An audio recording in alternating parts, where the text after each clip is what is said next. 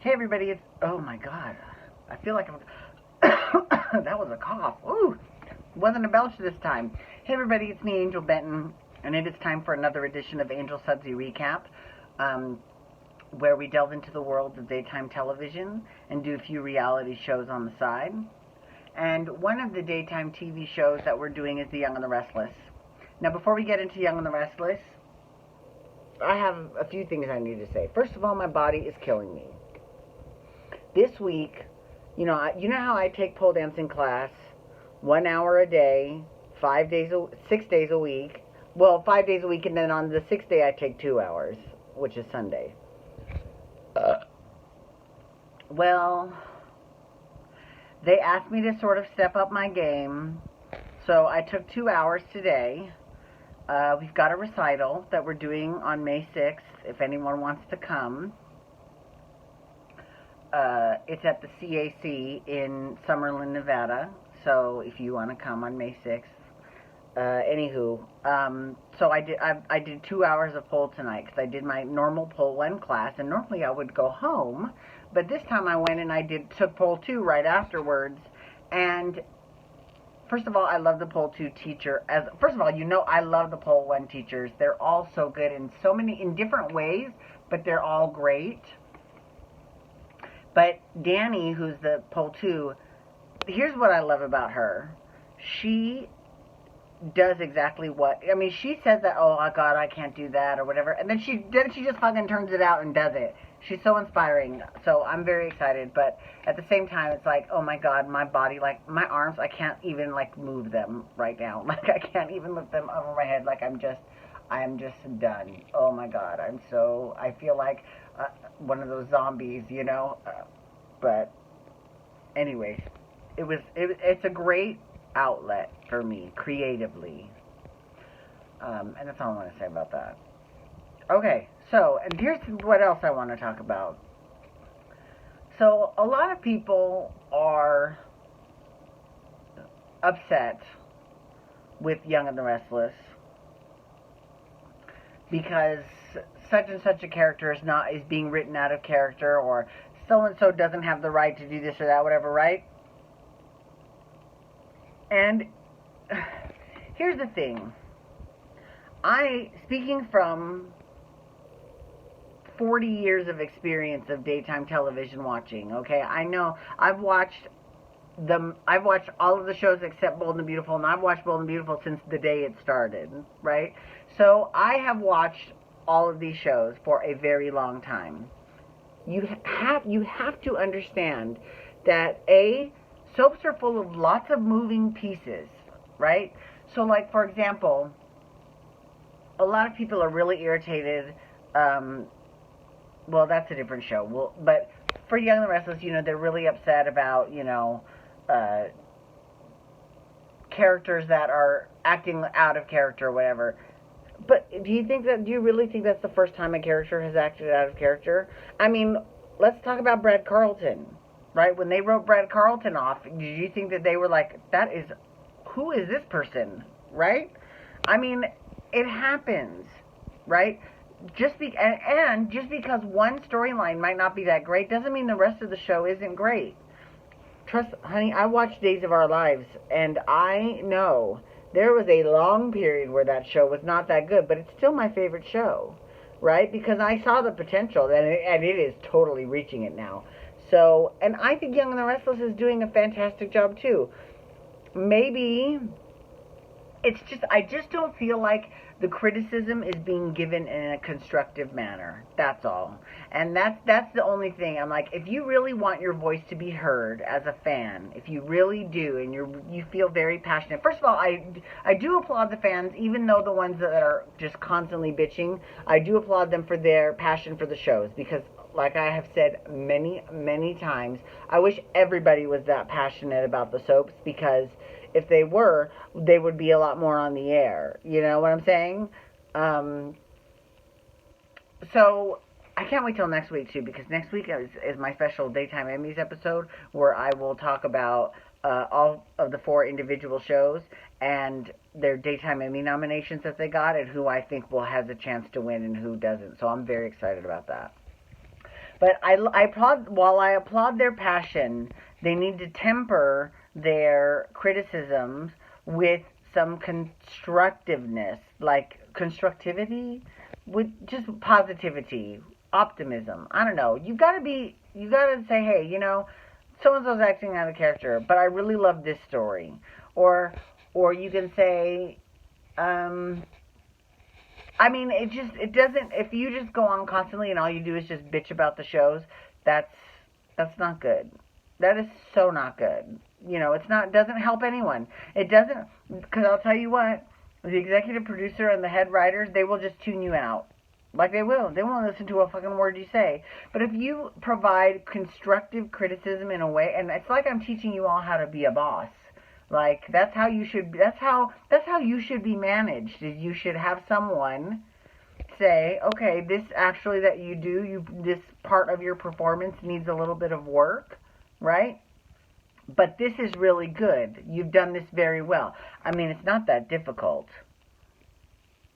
But having said that, so I just want to say, to the soap fans to kind of ease up a little bit. All you do is we hear about a lot of bitching from a lot of different people. It's not just one person. There's a lot of people, and I get that they're frustrated, but like I said, it's not presented in a very civilized manner, right?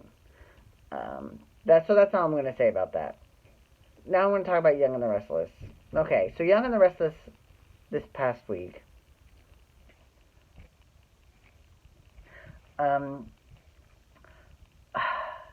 Here is why Young and the Restless has General Hospital beat in terms of their Alzheimer's storyline.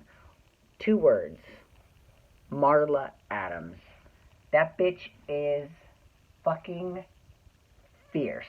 She is fierce. And it's a big joke amongst my friends that are fans of Bold and Beautiful and Young and the Restless that I'm a huge Dina Mergeron fan. But really, when you watch all the shows, if you see, don't get me wrong, Max Gale is an incredible actor, and he's doing a good job with his storyline with Sunny as well. But Dina Mergeron is a character that we have known for, 30 years? Longer than that? I mean, she's been on the show for quite some time.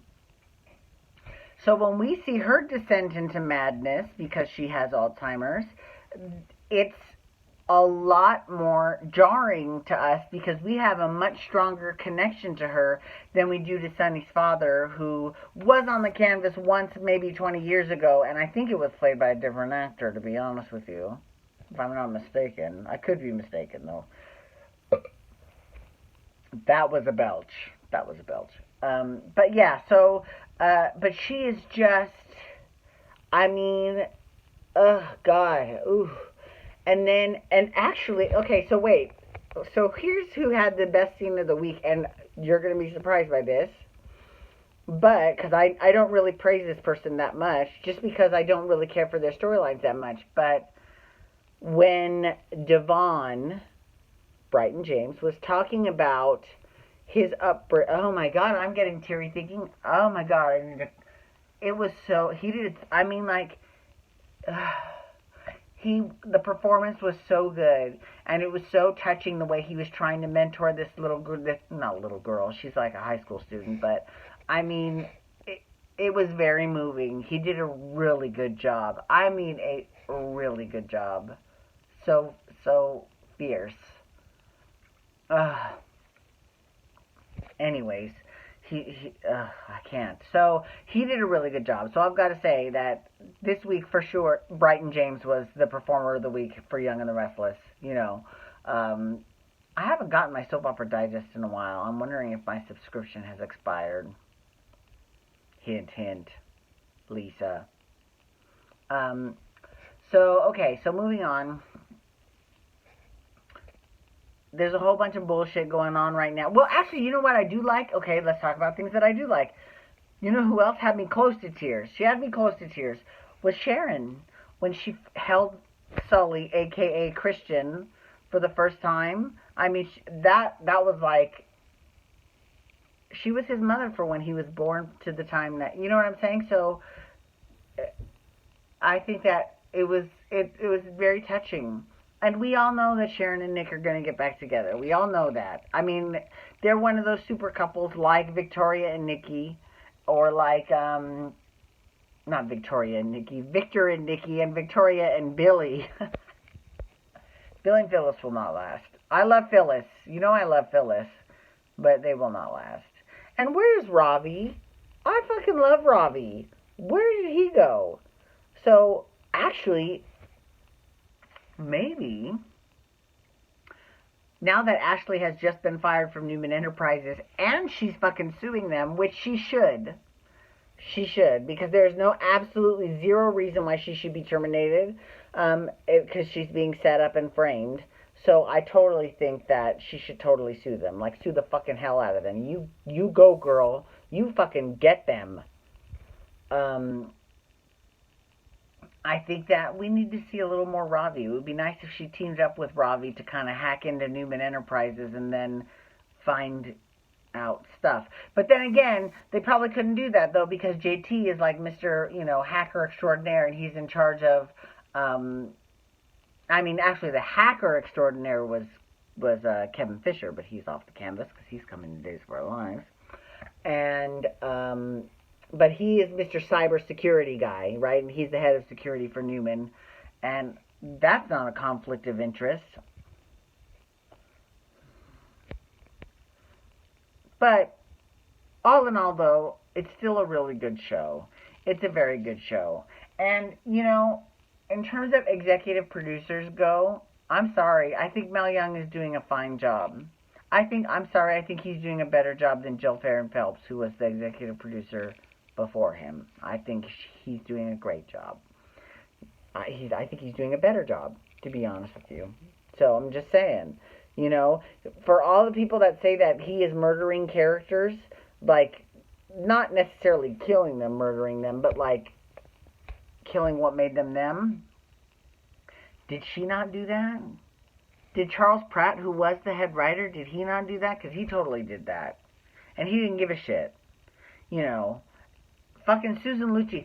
Susan Lucci, who is the queen of daytime television, said that basically he had a meeting with all the people of All My Children when he became the head writer of All My Children. He said, I don't give a shit about your characters and the history. How insulting. And then he denied it. He's like, I never said that, and I wish she would talk to me.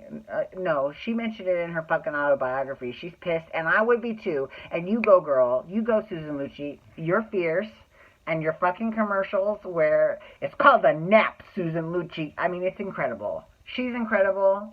So I'm sorry. I would tend to believe her. Just saying. Okay, anyways, thank you so much for logging on today. I do appreciate it. Please feel free to follow me on Twitter, Instagram, and Snapchat at Angel Benton. And you can hashtag YR to talk Young and the Restless, or you can also hashtag GH to talk General Hospital. However, the next episode, I'm actually not talking about General Hospital so much as I'm talking about the General Hospital convention that I got to go to. And with Jared Tyler, shout out to Jared. It was so much fun. It was nice to have someone to share it with. Right? I mean, I always make friends. I'm making friends wherever I go, right? But it's nice to actually have someone there with me, too. You know what I mean? I enjoyed it. So, anyways, thank you so much for logging on today. Please feel free to subscribe to my YouTube channel, or you can also look around my YouTube channel and see my Storytime with Angel Benton with series. And episode 2 is coming up in like a couple weeks. So, and I'll continue that Britney Spears story. All right. Thank you so much for logging on today. Have a wonderful day. Peace out. Wubba, wubba, wubba.